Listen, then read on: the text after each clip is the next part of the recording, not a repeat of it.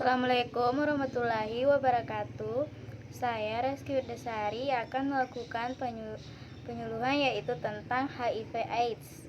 HIV adalah virus atau jasad renik yang sangat kecil yang menyerang sistem kekebalan tubuh manusia dan merusaknya sehingga akhirnya tidak dapat bertahan dari gangguan penyakit walaupun yang sangat ringan sekalipun. HIV merupakan penyebab dasar dari AIDS.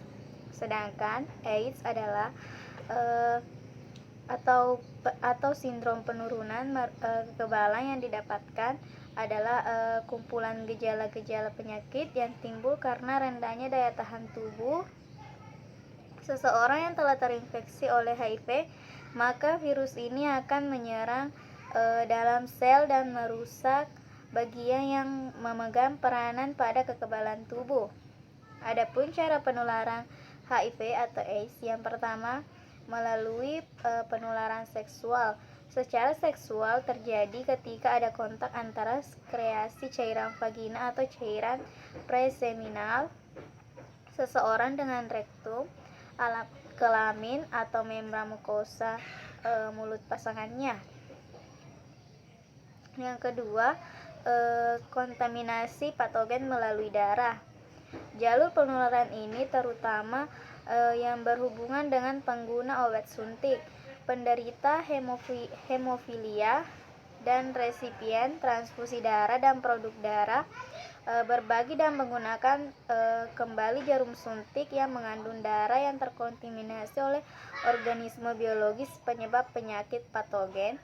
Tidak hanya merupakan risiko utama infeksi HIV tetapi juga hepatitis B dan C. Dan ketiga yaitu penularan masa perinatal. Transmisi HIV dari ibu ke anak dapat terjadi melalui rahim selama masa perinatal, yaitu minggu-minggu terakhir kehamilan dan saat persalinan. Bila tidak ditangani, tingkat penularan dari ibu ke anak selama kehamilan dan persalinan adalah sebesar 25%. Dan yang selanjutnya yaitu gejala penularan HIV/AIDS. Gejala penularan HIV/AIDS terjadi beberapa hari atau beberapa minggu setelah terinfeksi HIV. Gejalanya sendiri, seseorang mungkin akan dengan gejala seperti demam, rasa lemah dan lesu, sendi-sendi terasa nyeri, batuk, dan nyeri tenggorokan. Adapun cara pencegahan HIV/AIDS, yang pertama yaitu penggunaan kondom, yakni pada saat suami istri yang sudah menikah akan berhubungan seksual, maka sebaiknya menggunakan kondom pria atau wanita. Bukti ini sangat baik dan menunjukkan bahwa penggunaan kondom yang lazim dapat mengurangi risiko penularan HIV sampai kira-kira 80% dalam jangka panjang. Walaupun manfaat ini lebih besar jika kondom digunakan dengan benar dalam setiap kesempatan. Yang ketiga yaitu pekerja kedokteran yang mengikuti kewaspadaan universal seperti mengenakan sarung tangan lateks, dan ketika menyuntik selalu mencuci tangan dapat membantu mencegah infeksi HIV.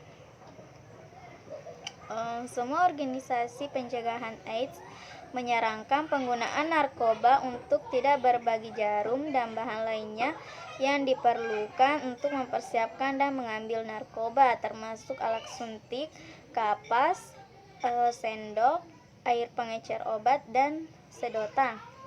Yang terakhir yaitu penularan dari ibu ke anak. Penelitian menunjukkan bahwa antiretrovirus, bedah sesar, dan pemberian makanan formula mengurangi peluang penularan HIV dari ibu ke anak. Jika pemberian makanan pengganti dapat diterima, dapat dikerjakan dengan mudah dan terjangkau.